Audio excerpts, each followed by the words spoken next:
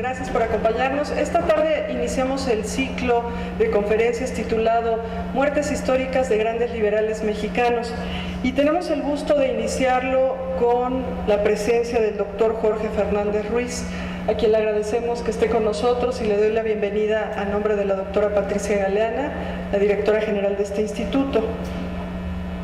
Algunos de ustedes ya conocen al doctor.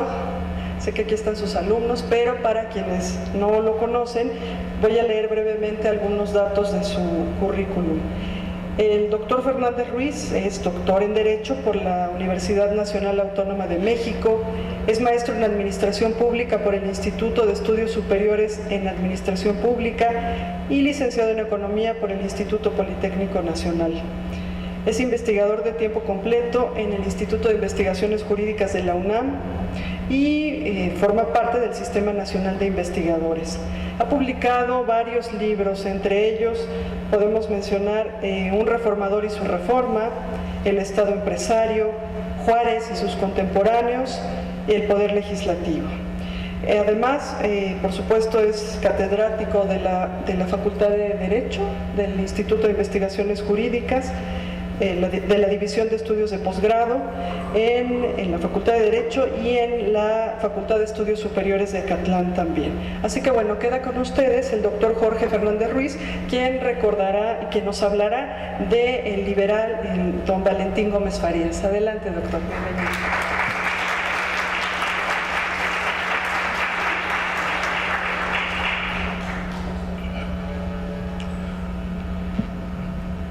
Muchas gracias. Una disculpa, se me olvidó mi reloj, así que yo les suplicaría que cuando ya lleve 2 horas me avise.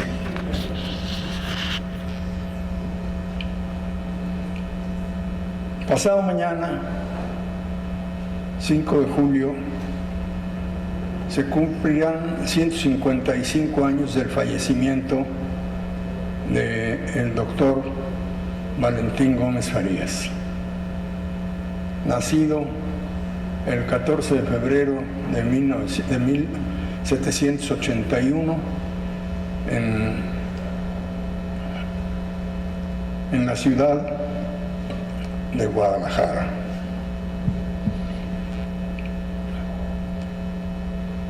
La historia de nuestro país ha relegado en las últimas décadas a este personaje, Valentín Gómez Farías, que a no dudarlo fue uno de los protagonistas estelares en nuestra historia en el inicio del México independiente. Valentín Gómez Farías participa en la independencia del Estado mexicano. Y una vez lograda la independencia, participa en la modelación de la forma de Estado. Es un factor determinante para que el nuevo Estado mexicano se configure bajo la forma de una federación. De suerte que puede considerársele como el precursor del federalismo mexicano. Podemos considerarlo en otros muchos aspectos, con o sin razón, pero hablando del federalismo, vamos a hacer unos comentarios para justificar que Gómez Farías es el precursor del federalismo mexicano. Durante el dominio español, el poder político se ejerció a través de una estructura monolítica, centralizada.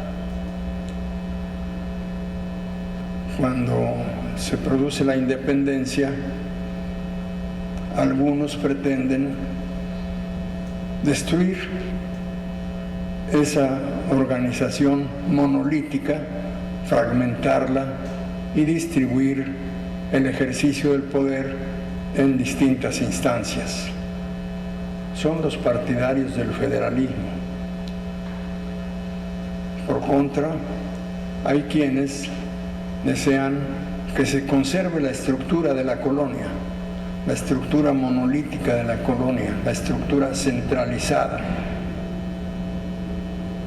Son dos de las formas de Estado más comunes: Estado centralizado y Estado complejo, que puede ser federal, una federación o una confederación. Hay otras formas complejas de Estado que ya no están en uso. Por ejemplo, la unión personal de Estados. Recordemos el caso del libertador Simón Bolívar, quien fue simultáneamente presidente de Venezuela, de Colombia y de Perú. Era unión personal de Estados. Se unían a través de una persona, el presidente de cada una de esas repúblicas. Son formas complejas que están en desuso, pero en la actualidad subsiste la forma federal de Estado, la forma confederada de Estado y la forma unitaria de Estado. Si examinamos nuestro continente, nos encontramos con que la mayoría de los países del continente han adoptado la forma unitaria de Estado.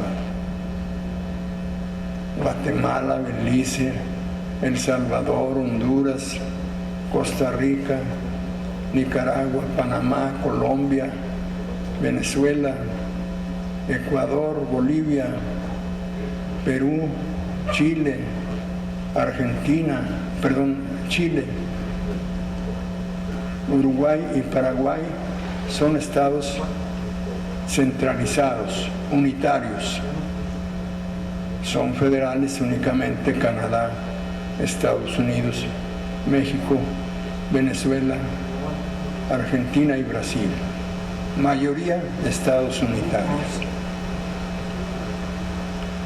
Al independizarse el país, los que estaban contra el statu quo quisieron fragmentar el ejercicio del poder político adoptando la forma federal de Estado. Imitaron en esto a los Estados Unidos. Los Estados Unidos, en el siglo XVIII, cuando alcanzan su independencia, las 13 colonias que se separan de Inglaterra en América del Norte van a constituir una confederación para defenderse de Inglaterra, que está en aquellos años pertrechándose para regresar a volver a dominar a las colonias insurrectas. Constituyeron pues las 13 colonias una confederación de estados, producto de un tratado internacional.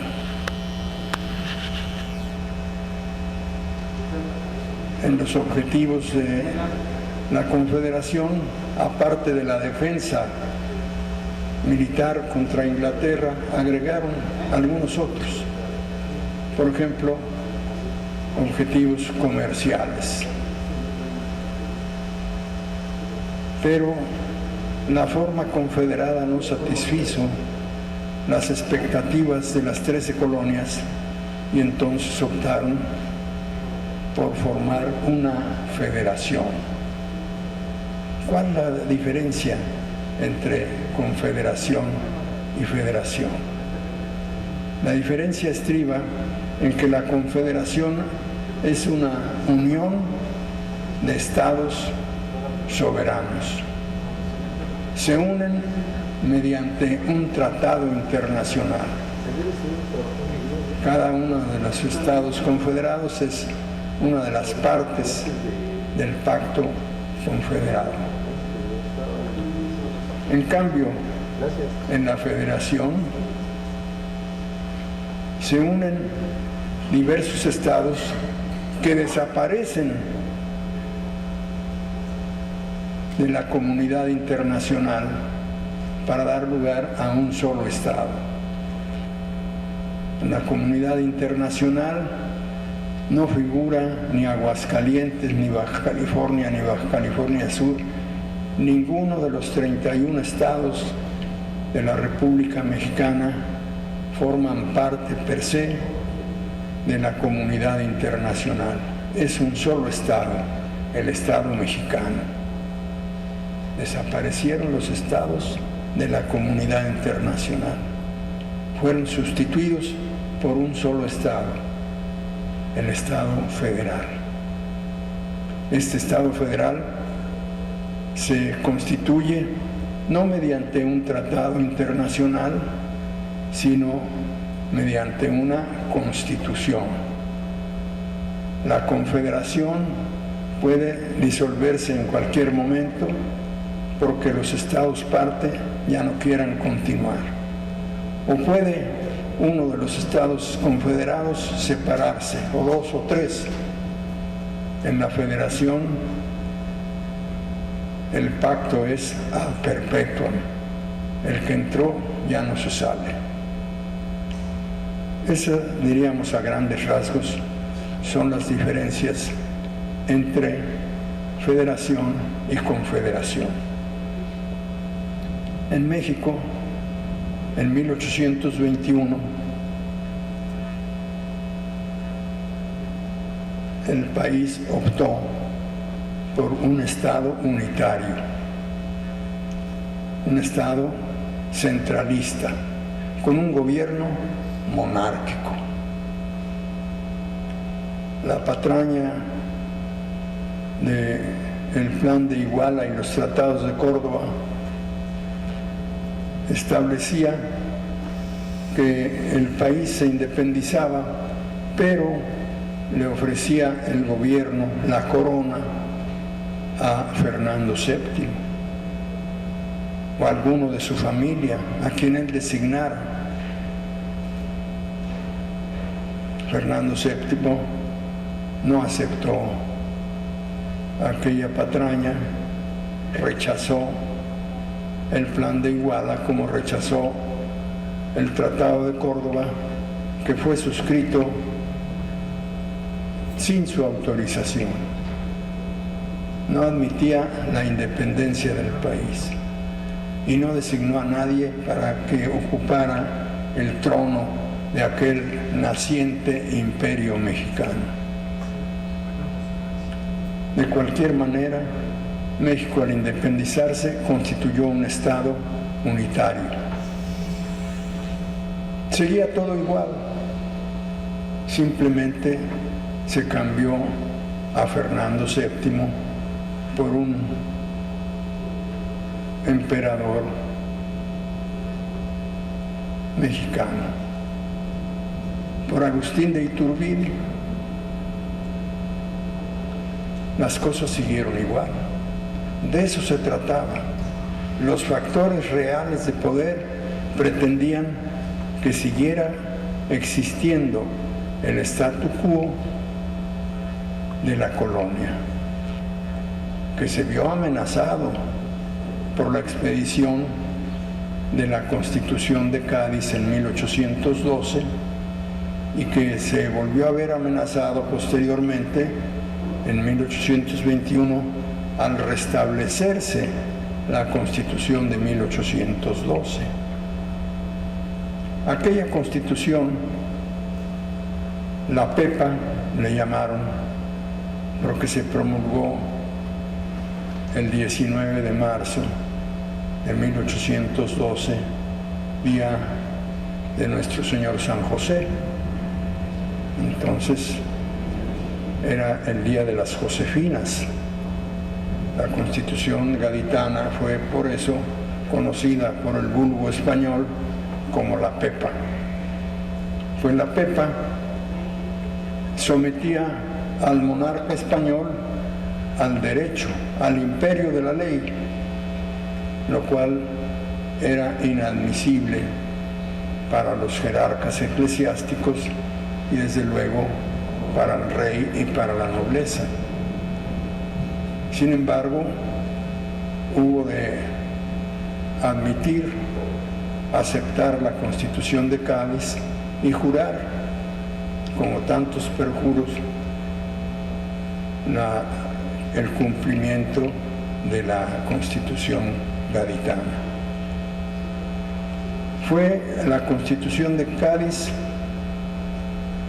en alguna medida, una copia de una constitución anterior, la Constitución de Bayona. A principios del siglo XIX, en 1807, se entabla una guerra entre España y Portugal. Napoleón Bonaparte apoya a España, que era el país débil. En aquel entonces Portugal tenía unas fuerzas armadas superiores a las españolas. Con el pretexto de defender a España, Napoleón envía a sus ejércitos, se dispersan por todo el suelo español y eso acarrea una insurrección popular. En tanto no prospera la insurrección, Napoleón reúne en la ciudad francesa de Bayona a Fernando VII con su padre Carlos IV. Estaban peleados por intereses económicos. Ambos querían ser el monarca. Padre e hijo disputaban pues la corona. Para conciliarlos los reúne Napoleón en Bayona, y en Bayona Carlos IV abdica la corona en favor de su hijo Fernando VII, y Fernando VII abdica la corona en favor de Napoleón Bonaparte. Y Napoleón Bonaparte nombra rey de España a su hermano José Bonaparte. Otro Pepe, a este Pepe le decían Pepe Botella, por algo sería. Esto produjo pues la inconformidad del pueblo español, la insurrección del pueblo español, y esto, recordemos, dio lugar a que aquí en México el Ayuntamiento de la Ciudad de México en 1808 se pronunciara por la terminación del mandato real. No iban a obedecer al gobierno de facto establecido por Napoleón en España. De suerte que dijo el ayuntamiento: ha llegado el momento de que se reivindique la soberanía popular, de que sea el pueblo el soberano en sustitución del monarca, de aquel francés que pretendía ser el monarca. Claro, no prosperó esta situación porque no convenía a los intereses de quienes eran el factor real de poder, los adinerados españoles que tenían el control junto con el ejército y con la jerarquía eclesiástica. En España la revolución prosperó y dio lugar a la expedición de la Constitución de Cádiz, dio lugar a la expulsión de los ejércitos franceses.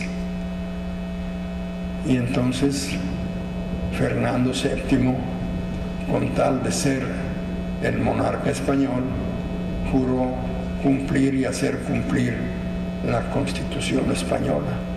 Pero una vez consolidado en el poder, Fernando VII abrogó la Constitución de Cádiz. y volvió a ser el monarca español un monarca por encima del derecho, por encima de la ley. Se perdió el sometimiento del poder público al imperio del derecho. Nueva insurrección y finalmente, con tal de mantenerse como monarca, Fernando VII acepta nuevamente la vigencia de la Constitución de Cádiz. Esto alarmó a los factores reales de poder en este territorio mexicano, a los militares, a los jerarcas eclesiásticos, a los ricos hacendados españoles, a los dueños del dinero. Y para tranquilizarlos se hace un complot, diría alguien. El canónigo Monteagudo, en la Profesa, el templo de la Profesa, que está en el centro histórico, Isabel la Católica, se reúne con algunos jerarcas militares, con otros jerarcas eclesiásticos y especialmente con los dueños del dinero. Y les dice, para que esto se mantenga como debe de mantenerse en paz, para que no cambien las cosas, vamos a independizar al país, para que no esté sujeto a la Constitución de Cádiz. Así es como convocan a Agustín de Iturbide, militar a las órdenes del monarca español, que, deslumbrado por aquella oferta que le abre las puertas majestuosas del trono de un nuevo estado, acepta encabezar este movimiento. Y así es como se celebra, como se emite el Plan de Iguala, bajo el señuelo de que se independiza el país, pero sigue siendo el rey, diría José Alfredo, Fernando VII.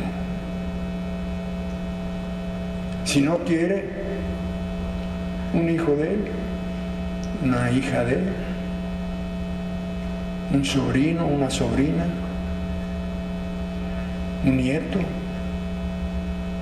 pero Fernando VII no quiso saber de aquello.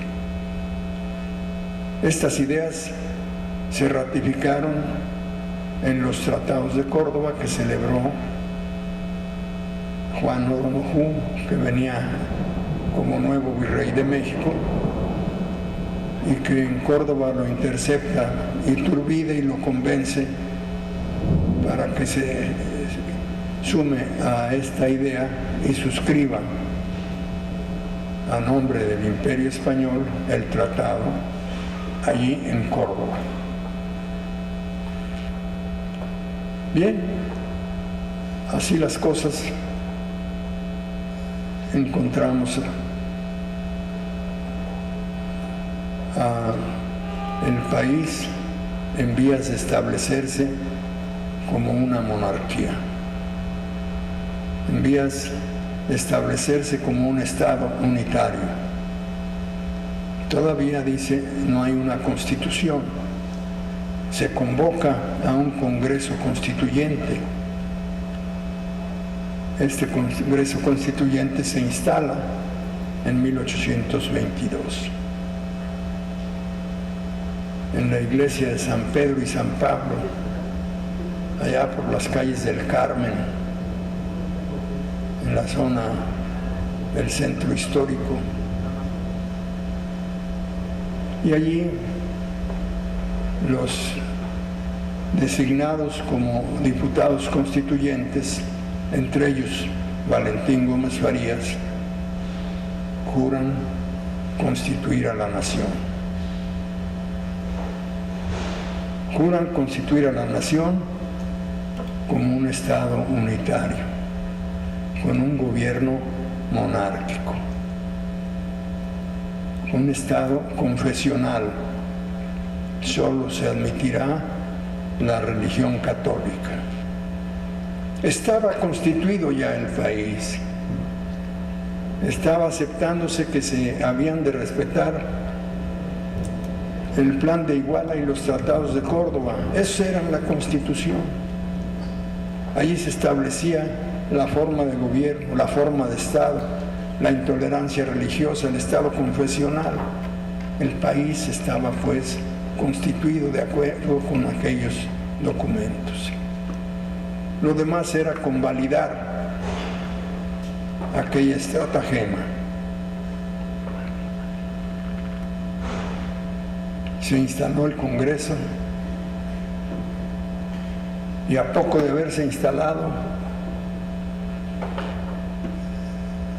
invade el recinto parlamentario una turba encabezada por el sargento Pío Marcha.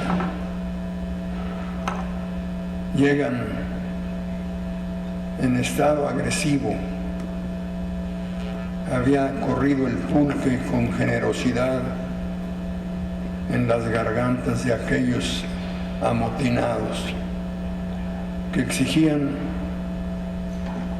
se declarara emperador a Agustín de Iturbide. Y ante esa situación, ante esa violencia, ante esa agresión que amenazaba en traducirse de verbal a física, Valentín Gómez Farías dio la solución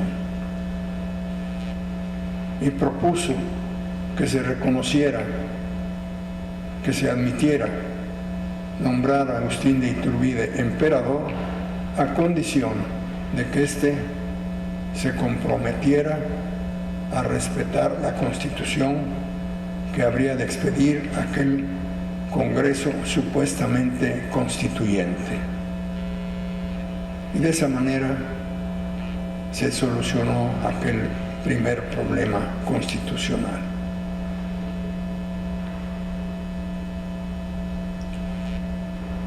La ambición de Agustín de Iturbide, la soberbia de Agustín de Iturbide, lo condujo a agredir al Congreso Constituyente. Y el Congreso Constituyente protestó contra aquellas pretensiones de sometimiento y entonces Agustín de Iturbide disolvió el Congreso. Ya antes, Gómez Farías había propuesto disolver al Congreso en protesta contra la indebida actuación del emperador. A poco de esta disolución, en Veracruz, se hace el pronunciamiento en la hacienda de Casamata, desconociendo a Iturbide como emperador y señalándolo como lo que era, un usurpador. La encabeza otro personaje muy conocido en nuestra historia, Antonio López de Santa Anna. Ante estos hechos, Iturbide reinstala al Congreso, pero no por eso cesa la insurrección y finalmente Iturbide es depuesto y sale expulsado del país. Se le prohíbe, mediante una ley especial, que obviamente era una ley ilícita, por ser una ley especial, se le prohíbe volver al país so pena de muerte. Salió pues el efímero emperador, y el Congreso siguió con sus trabajos, pero aquí se muestra el espíritu federalista de Iturbide. Perdón, el espíritu federalista de Gómez Farías. Gómez Farías propone que aquel Congreso convoque a uno nuevo, que realmente sea un Congreso constituyente, para que sin ataduras previas constituya al país en la forma y términos que el propio constituyente quiera, sin compromisos, sin tener la limitación del Plan de Iguala o de los tratados de Córdoba o de la intolerancia religiosa. El constituyente habrá de constituir al país como a bien tenga hacerlo. Hay una gran oposición para esta propuesta de Gómez Farías. Sin embargo, los hechos hacen doblar las manos a quienes se oponían. Empiezan algunas provincias a separarse. Al restablecerse el Congreso, ya no habían regresado los diputados centroamericanos. Habían resuelto separarse. Jalisco, Oaxaca, Zacatecas son provincias que asumen su independencia y dicen que si no se convoca nuevo Congreso, ellos ya no pertenecerán a este nuevo Estado mexicano.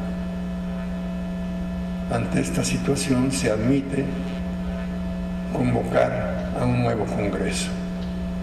El primer Congreso, el de 1822, estaba dominado por el partido borbonista, le llamaban, a los partidarios de Fernando VII, y por el partido iturbidista.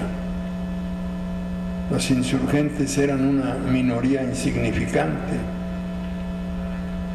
En el nuevo Congreso, que se instala en 1823, ya los borbonistas están fuera del quehacer político, ya no aparecen la mayoría de ellos en el nuevo Congreso de 1823. Está dominado por ideas en buena medida postuladas por los antiguos insurgentes. Los iturbidistas se unen a aquellos insurgentes para eliminar de la contienda política a los borbonistas. En ese nuevo Congreso va a tener éxito la propuesta de constituir al país como una federación, a imitación de los Estados Unidos. Era el país vecino al que habían oído hablar bastante de él. Era un país exitoso, entonces estuvieron de acuerdo en constituir al país como una federación. Y para evitar la disgregación del país en diversos estados, para que ya no hubiera más separaciones como las de los estados centroamericanos, se aprobó a manera de proemio el acta constitutiva. El acta constitutiva que estableció el compromiso de que el país sería un Estado federal, con un gobierno republicano. Aprobada el acta constitutiva, el Congreso Constituyente continuó con sus trabajos hasta expedir en 1824 la Constitución, la primera Constitución Federal de México, 4 de octubre de 1824. En todo este proceso, Valentín Gómez Farías tiene una actuación destacada. Es el que va promoviendo, abriendo el paso para que el país se constituya como una federación. Diría muchos años después Jesús Reyes Heroles, en política la forma es fondo. El federalismo es una forma de Estado, pero para los federalistas de aquella época era la base, la esencia del Estado. Era lo que ellos buscaban, distribuir el ejercicio del poder público en diversas instancias para acabar con aquel centralismo férreo de la colonia. Y lo lograron al haber sido aprobada la Constitución de 1824 con su acta constitutiva preliminar. México fue, pues, un Estado federal con gobierno republicano, representativo y democrático. Ahí está la participación de Valentín Gómez Farías. No fue el único, pero fue el que inicia, el que abre paso, el precursor del federalismo. Vendría a apoyarlo en gran medida un insigne norteño, Miguel Ramos Arizpe, el canónigo Miguel Ramos Arizpe, que fue el que se encargó de redactar las partes más destacadas, más comprometidas con el federalismo de la Constitución de 1824. Por eso, muchos, no sin razón, consideran a Miguel Ramos Arizpe como el promotor del federalismo mexicano. Pero no fue el primer promotor, ya había habido otro, Valentín Gómez Farías. No vamos a establecer una contienda de quién fue más importante. Ambos personajes suman sus esfuerzos para hacer de México, como lo lograron, una federación. Gómez Farías fue el pensamiento en acción.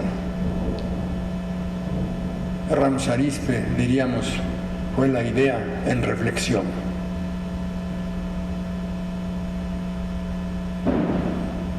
Pasan los años, se crea el gobierno mexicano con un esquema republicano, decíamos, una república con un órgano legislativo bicameral, a imitación de los Estados Unidos, una Cámara popular y una Cámara territorial. La Cámara de Diputados, la Cámara de Representantes, son los que representan al pueblo. El Senado de la República representa a cada una de las entidades federativas, a cada uno de los estados. Por eso, como en Estados Unidos, el Senado de la República, conforme a aquella Constitución, se va a integrar con 2 senadores por cada estado. Representación paritaria, no importa cuántos habitantes tenga cada estado, todos tendrán 2 senadores en aquella Cámara Legislativa. Y por otra parte, la Cámara de Representantes, la Cámara que representa al pueblo. Por cada cierto número de habitantes, un diputado. Los estados que no tengan ese mínimo, cuando menos tendrán 2 diputados. Los territorios que no tengan ese mínimo tendrán un diputado. La Cámara de Representantes es pues la Cámara Popular. Y así funciona conforme a la Constitución de 1824, el órgano legislativo. Valentín Gómez Farías, no por casualidad, sino por su prestigio, por su actuación, por su liderazgo, es nombrado primer presidente del primer Senado mexicano. Es el reconocimiento a su labor federalista, a su labor constituyente, a su labor libertaria. Posteriormente, Valentín Gómez Farías va a ir a radicar a Zacatecas a invitación de otro gran liberal mexicano que gobernaba aquel estado. Tata Pachito le decían. Y Gómez Farías va a ocupar el cargo de teniente gobernador en Zacatecas. Vienen las elecciones para sustituir al primer presidente mexicano, Guadalupe Victoria. Y se produce el primer episodio de sospecha de fraude electoral. Se impugnan las elecciones por no haber reconocimiento de los resultados oficiales. Y finalmente entra como presidente de la República Vicente Guerrero. Son épocas turbulentas de nuestra historia. Va a ser depuesto Vicente Guerrero y posteriormente, invitado por Antonio Picaluga, sube al navío de este italiano que lo aprende y lo entrega para que sea asesinado por sus opositores. Se dijo en aquel entonces que Lucas Alamán había sido el autor intelectual de aquel asesinato. Empiezan a encenderse los focos de la violencia en nuestro país. En aquella turbulencia militar y política va a aparecer Valentín Gómez Farías en un binomio interesante, pero contrastante. Se elige presidente de la República a Antonio López de Santana y vicepresidente de la República a Valentín Gómez Farías. ¿Por qué esa alianza?, se preguntan. Es una alianza de gobierno al parecer incomprensible, pero es una alianza prevista en el derecho mexicano. No es que hayan querido integrarse en una fórmula electoral de presidente y vicepresidente, sino que conforme a la Constitución, el que obtenía la mayoría de los votos era presidente de la República, y el que obtenía el segundo lugar era vicepresidente. No había alianza previa, tenían que convivir forzosamente.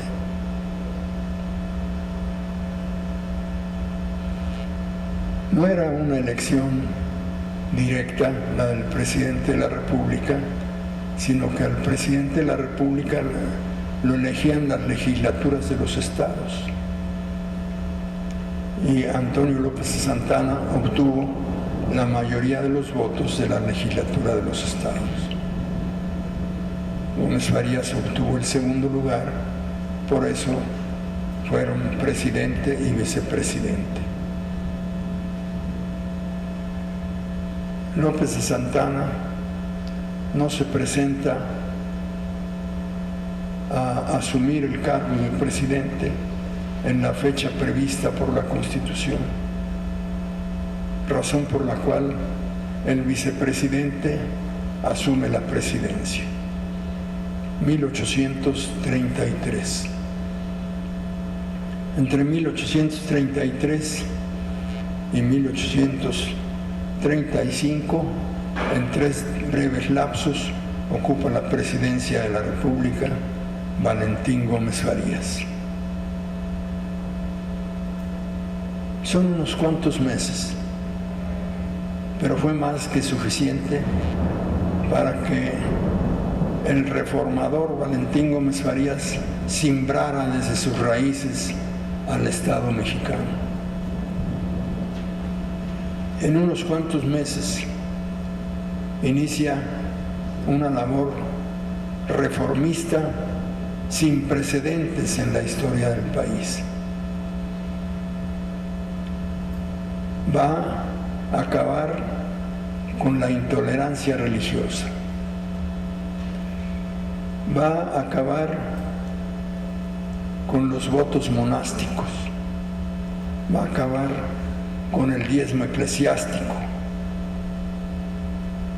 Es decir, los miembros de las congregaciones religiosas, de las órdenes religiosas, ya no tienen la obligación de permanecer en la orden en la que se habían formado. Sin peligro para su seguridad, para su libertad, pueden abandonar la orden religiosa en el momento que quieran. Los votos de por vida que habían formulado dejan de tener efecto. En cualquier momento pueden separarse sin que vayan a ser objeto de persecución.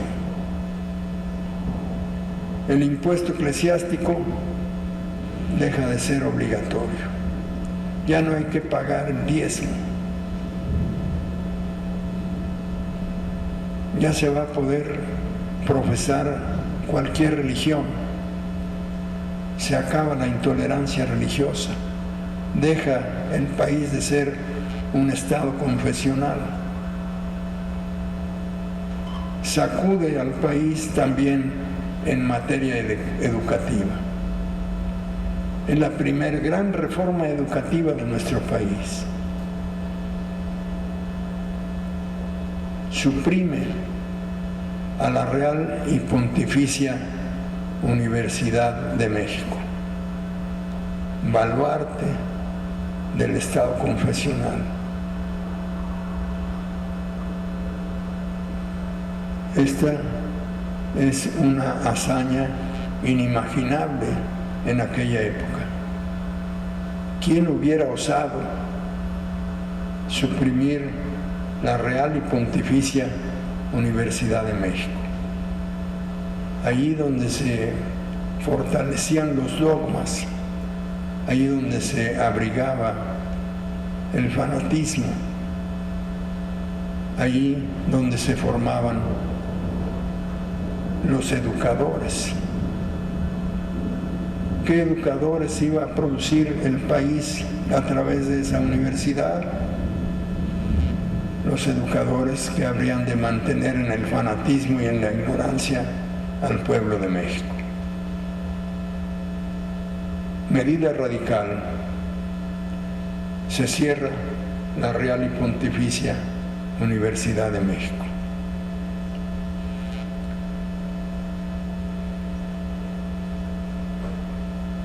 Empieza la secularización del Estado. Se le retira al Poder Eclesiástico la prestación de servicios públicos que tenía a su cargo.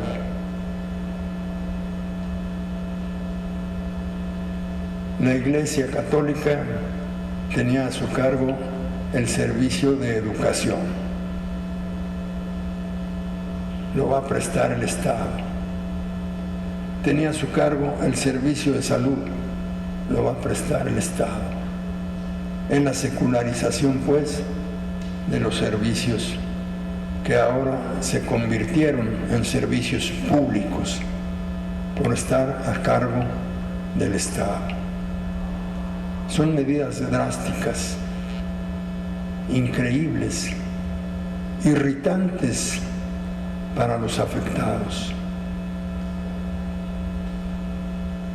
Se enfrenta Gómez Farías a un poder inmenso, a pesar de su debilidad política, y arremete contra él a sabiendas de que no va a poder consolidar aquellas reformas.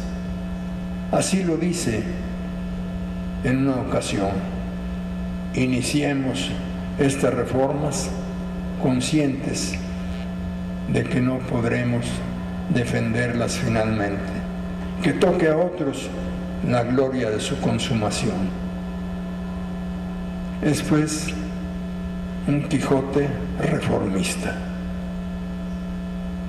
Es Gómez Farías, por esa razón, una de las grandes figuras de nuestro país. Lamentablemente, una figura a la que no se le ha hecho debida justicia. Es cierto, yo creo que no hay población del país que no tenga una calle Gómez Farías. Hay muchas escuelas públicas que llevan el nombre del ilustre reformador. Hay hospitales que llevan el nombre de Gómez Farías. Pero incluso en los libros de texto gratuitos, la figura de Gómez Farías pasa casi desapercibida.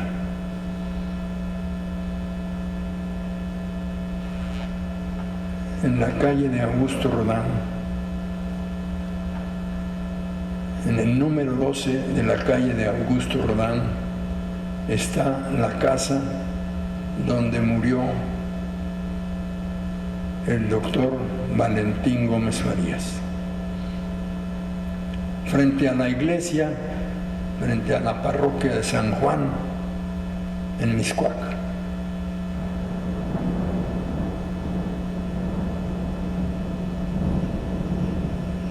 No hay allí una estatua del prócer. No hay allí un museo del prócer. Si vamos a Morelia, vemos que hay un museo para don José María Morelos y Pavón. Qué bueno que lo haya. Pero aquí, en la modesta casa en que falleció Gómez Farías, hay apenas una pequeña placa que dice: en este lugar falleció el doctor don Valentín Gómez Farías.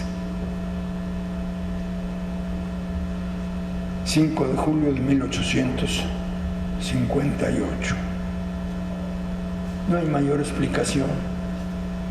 Y allí está el Instituto José María Luis Mora. ¿Que allí murió José María Luis Mora?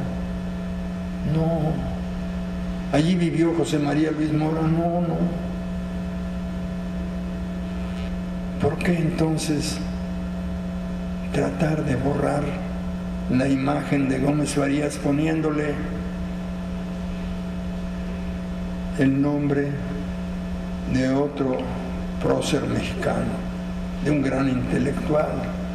Se ha dicho que José María Luis Mora es el cerebro de la Reforma.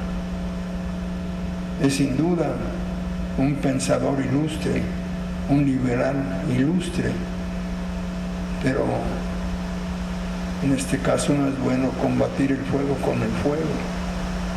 ¿Por qué borrar la memoria de Gómez Farías con la presencia de otro personaje ilustre? Si allí vivió, si allí murió, si allí fue enterrado Gómez Farías, allí debería de haber, si no un instituto, un museo, el Museo de la Reforma, el Museo de la Primera Reforma Mexicana, o el Instituto del Federalismo, porque Gómez Farías fue promotor del federalismo. Simplemente una pequeñita placa. Aquí murió el doctor Valentín Gómez Farías. No dice dónde nació, no dice quién fue, todo está resumido en un obituario. Falleció aquí Valentín Gómez Farías. En el 14 de febrero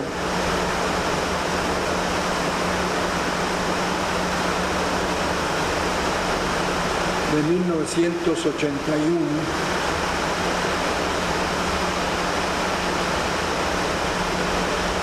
vamos a hacer una pausa para que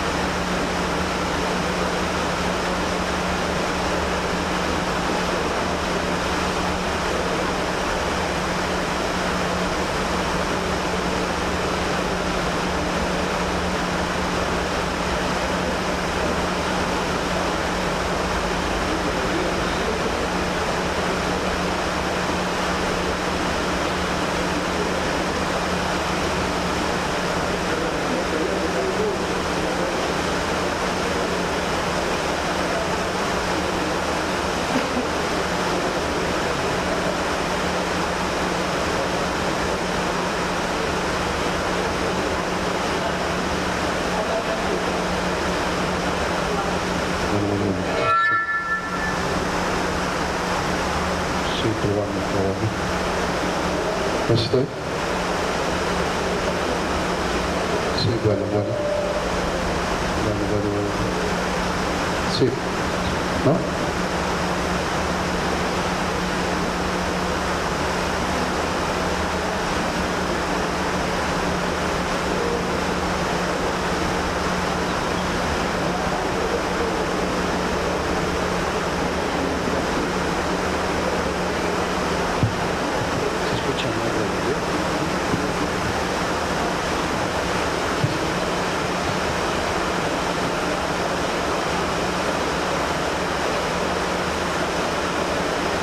El 14 de febrero de 1981 se cumplieron 200 años del nacimiento de José María Valentín Gómez Farías. Por aquella época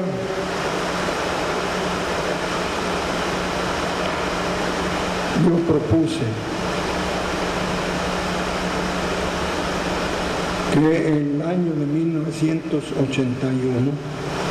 desde luego desde el año anterior, propuse que el año 1981 se declarara año de Valentín Gómez Farías. Como en años anteriores se habían declarado años en honor de determinados personajes de nuestra historia.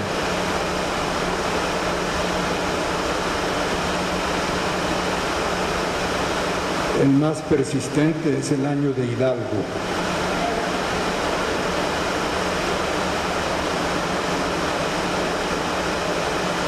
Fue una petición que formulé en mi carácter entonces de presidente de la agrupación Gómez Farías. La dirigí al profesor Olivar Santana, secretario de Gobernación.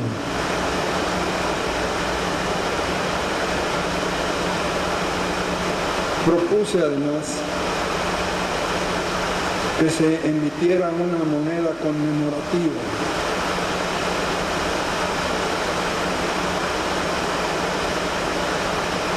que se hiciera una emisión de un timbre postal, moneda y timbre en honor de Gómez Farías, que se hiciera una magna ceremonia con la asistencia de los tres poderes.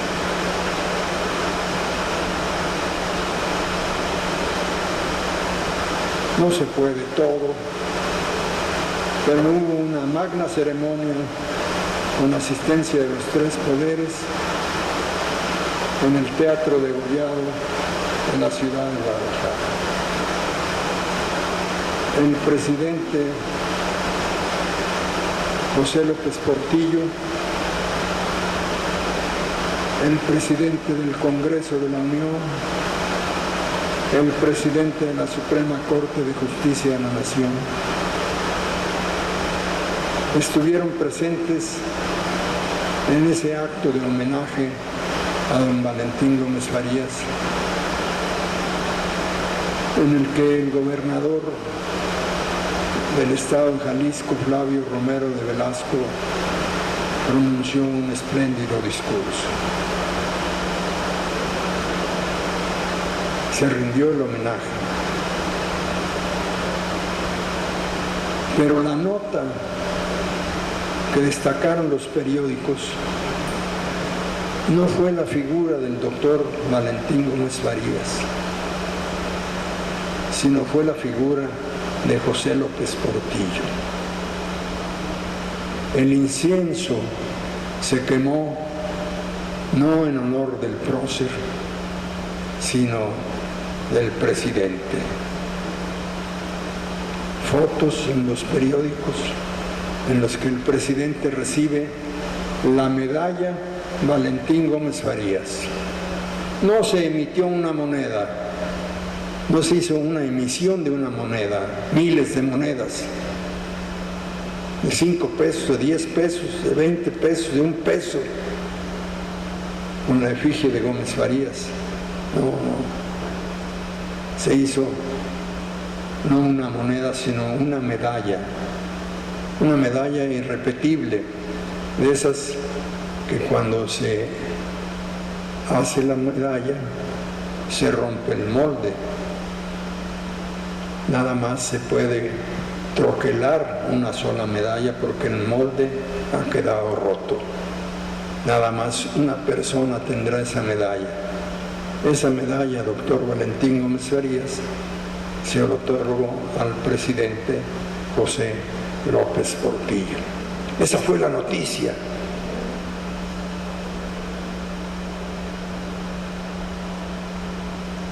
Se canceló un timbre postal porque se hizo una emisión de timbre postal en honor del prócer. Y esto era obligado, porque el doctor Valentín Gómez Farías fue director general de Correos.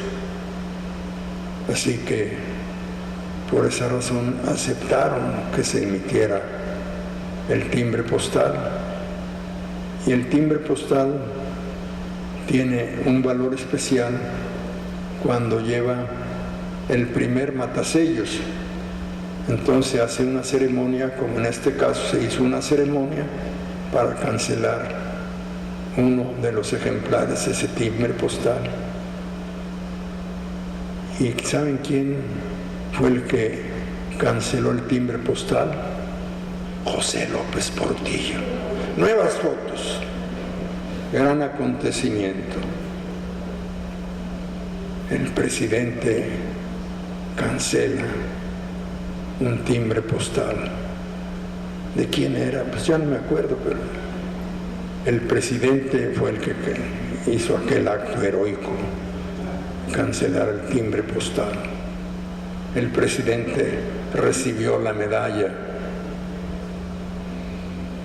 Y lo que no salió fue en esas notas que al presidente se le obsequió una casa en la ciudad de Guadalajara, en la calle de Pedro Loza, donde su abuelo había vivido. El ayuntamiento de Guadalajara, generosamente, con el producto de los impuestos pagados por los contribuyentes, obsequió aquella casa al presidente José López Portillo. Fue la figura de la fiesta, el presidente de la República. Estamos pues en deuda con el doctor Valentín Gómez Farías. Ni siquiera la casa en donde vivió y falleció merece un reconocimiento para este luchador, para este reformador, para este personaje que reforma al Estado mexicano, reforma al gobierno mexicano, reforma la educación mexicana, reforma las libertades políticas, reforma la Constitución. Para este gran mexicano no hay lugar a un recinto en homenaje de él. Cierto, están sus restos en la rotonda de los hombres ilustres,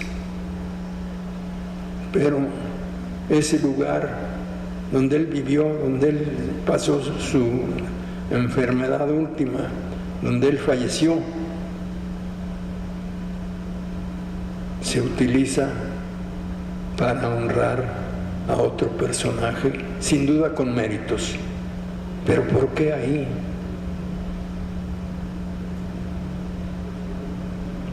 Sirvan pues estas reflexiones para invitarlos a que intentemos, cuando menos divulgando esta situación, difundir la figura del prócer Valentín Gómez Farías y contribuir a reivindicar su memoria, que fue sin duda un personaje excepcional.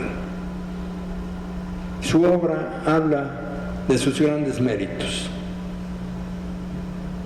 Hay una Sociedad Mexicana de Geografía y Estadística. ¿Saben quién promovió su fundación? No fue José López Portillo, fue Valentín Gómez Farías. La centenaria Sociedad y Benemérita Sociedad Mexicana de Geografía y Estadística es producto de la acción del doctor Valentín Gómez Farías. La Biblioteca Nacional la fundó Valentín Gómez Farías. Allí donde había sido el templo de todos los santos, en lo que ahora es la esquina de las calles de Isabel la Católica y Uruguay, allí alojó a la Biblioteca Nacional. Nacionalizó, estatizó aquel templo, lo convirtió en biblioteca. La biblioteca de la Universidad Real y Pontificia fue a dar allí como uno de los acervos de la Biblioteca Nacional. El Teatro Nacional lo fundó Valentín Gómez Farías, un reformador preocupado por la cultura, por la educación, por el progreso y por el bienestar de México.